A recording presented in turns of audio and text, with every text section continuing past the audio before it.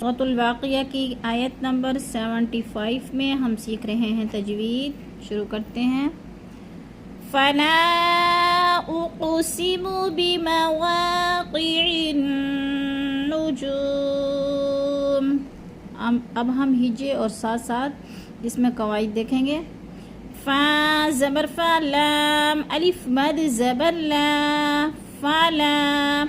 ادھر کیا ہو رہا ہے؟ مد منفصل. حروف مدہ کے بعد حمزہ دوسرے کلمے میں آ گیا ہے تو مد منفصل. 4 الفی مد ہے، 4 حرکات کے برابر ہم نے اس کو لمبا کرنا ہے. جیسے فلا اقسم. اب اوق میں دیکھیں قلقلہ ہو رہا ہے. حمزہ قاف پیش اوق، یعنی قاف حروف قلقلہ میں سے ہے اور ساکن ہے، تو اس کو ہم نے کیا کرنا ہے؟ ہلا کر پڑھنا ہے. یعنی قلقلہ کا معنی ہوتا ہے لفظ کو ہلا کر پڑھنا، جنبش دینا. جیسے فلا اقسم بمواقع النجوم.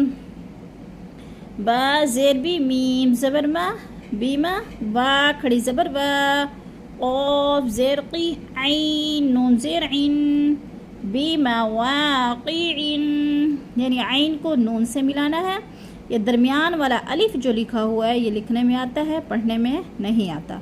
بمواقع النجوم.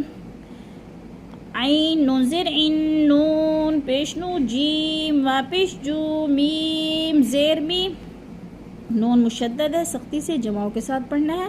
اور جو میں جو ہے وہ مدہ ہے، اس کو تھوڑا سا ہم نے کھینچنا ہے. یعنی حروف مدہ کو 1 الف 2 حرکات کے برابر کھینچ کر پڑھتے ہیں. جیسے بمواقع النجوم.